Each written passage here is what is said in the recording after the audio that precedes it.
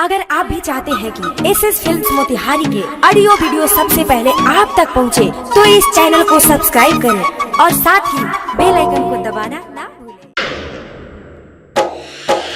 हम जहाँ भी जाएंगे तुझे याद करेंगे, हम जहाँ भी जाएंगे तुझे याद करेंगे। दारू पी पी के अपने को बर्बाद करेंगे। तू जहाँ भी रहे खुश रहे, आबाद रहे, हम खुदा से यही फरियाद करेंगे। Music by Priyanshu Singh।